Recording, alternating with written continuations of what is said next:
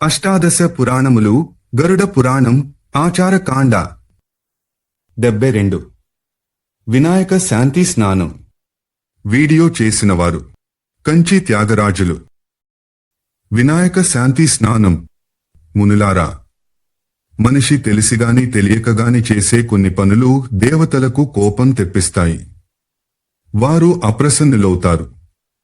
అలా వినాయకుని అప్రసన్నతకు గురైన వారు ఆ విషయాన్ని తెలుసుకునే అవకాశాన్ని ఆయనే కల్పించాడు అంటూ వారి లక్షణాలను ఇలా చెప్పనారంభించాడు యాజ్ఞవల్క్య మహర్షి పుంగవుడు. వారికి స్వప్నాలెక్కువగా వస్తుంటాయి. ఆ కలలు కూడా స్నానం చేస్తున్నట్లు వస్తాయి. మరికొన్ని కలల్లో మరణించిన ప్రాణుల కలలు మాత్రమే కనిపిస్తుంటాయి. కలలోనే కాక ఇలలో కూడా వారెప్పుడూ ఉద్విగ్నులై ఆతృత పడుతూనే ఉంటారు. వారే ప్రయత్నం చేసినా సఫలం కాదు. ఏ కారణమూ లేకుండానే నొప్పులు బాధిస్తుంటాయి. వినాయకుని అప్రసన్నతకు గురైన రాజు రాజ్యాన్ని కోల్పోతాడు. కన్యకు పతి దొరకడు. గర్భిణికి కొడుకు పుట్టడు. కాబట్టి ఇలాంటి వారే కాదు, ఎలాంటి వారైనా ఈ శాంతిని చేయించాలి. అప్రసన్నతకు గురైన మనిషికి బంధువులు బ్రాహ్మణులు కలిసి ఇలా స్నానం చేయించాలి. భద్రాసనం మీద కూర్చుండబెట్టి బ్రాహ్మణులు స్వస్తివాచన పూర్వకంగా ఈ స్నానాన్ని చేయించాలి. పచ్చ ఆవాలను పొడిగావించి నేతితో కలిపి ముద్ద చేసి దానినా వ్యక్తి శరీరంపై నలుగుడు పెట్టాలి. తరువాత అతని లేదా ఆమె యొక్క తలకు సర్వౌషధాలు, సుగంధ ద్రవ్యాలు కలిపి తయారు చేసిన నూనెను పట్టించాలి.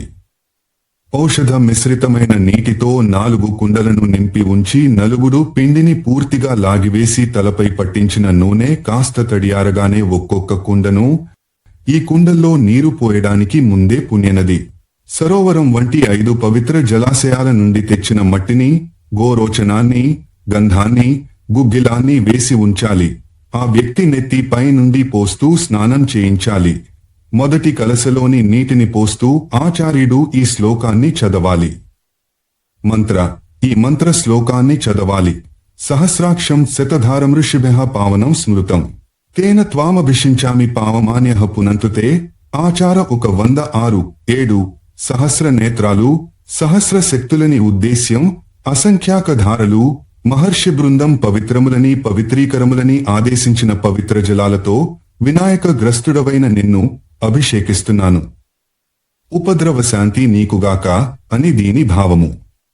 రెండవ కలశాన్ని ఈ క్రింది మంత్రయుక్త శ్లోకాన్ని పఠిస్తూ ఆ వ్యక్తి తలపై వంచి అభిషేకించాలి.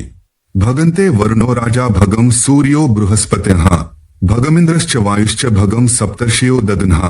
ఆచార 107-8 మూడవ కలశలోని నీటితో వ్యక్తినభిషేకిస్తూ ఈ మంత్ర పూత శ్లోకాన్ని చదవాలి. యత్తే కేశేషు దౌర్భాగ్యం సీమంతే యచ్చ మూర్ధని లలాటే కర్ణయోరజ్జో రాపస్తద్రగ్నంతు తే సదా.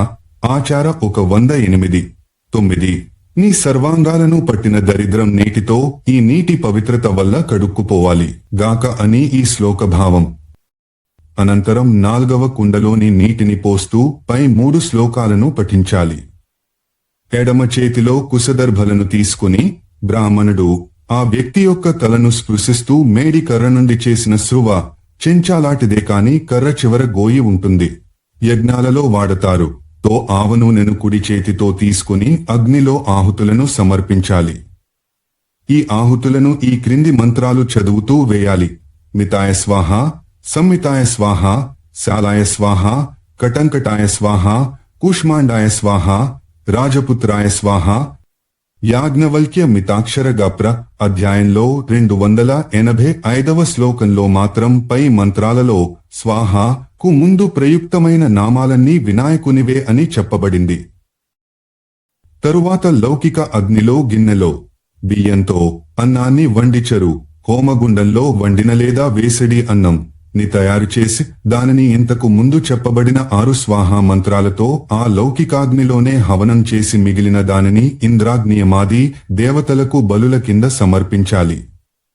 ఆపై ఒక అరుగుపై దర్భలను పడచి దానిపై పుష్ప, గంధ, ఉందేరకమాల, పక్వాన్న, పాయసాలు, నెయ్యి కలిపిన పులావు, ముల్లంగి, ప్రత్యేకం, గడ్డి, అప్పాలు, పెరుగు, బెల్లముండలు, లడ్లు, చెరకు ముక్కలు ఈ ద్రవ్యాలన్నిటినీ చేర్చి ఉంచాలి.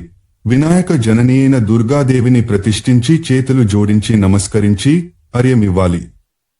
పుత్ర సంతానం కావలసిన స్త్రీ దూర్వ సరస పుష్పాలతో భగవతి పార్వతీదేవి నర్చించి స్వస్తివచనాలతో బాటు ఈ క్రింది ప్రార్థనా శ్లోకాన్ని చదవాలి. రూపందేహ్యేసోదేహి భగం భగవతి దేహి మే, పుత్రాందేహి శ్రియందేహి సర్వాన్ కామాంశ్చదేహి మే. ఆచార 116. తరువాత బ్రాహ్మణులను భోజనాలతో తృప్తి పనచాలి. గురువుగారికి 2 వస్త్రాలనిచ్చి, అంటే గురుగ్రహానికి అన్యగ్రహాలను పూజించి మరల ప్రత్యేకంగా సూర్యార్చన చేయాలి. ఈ విధంగా వినాయకుని గ్రహాలను పూజించిన వ్యక్తులు సర్వకార్యాల్లోనూ సాఫల్యము నందగలరు.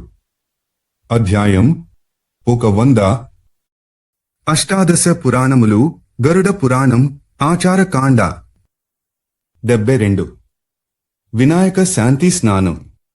వీడియో చేసినవారు కంచి త్యాగరాజులు.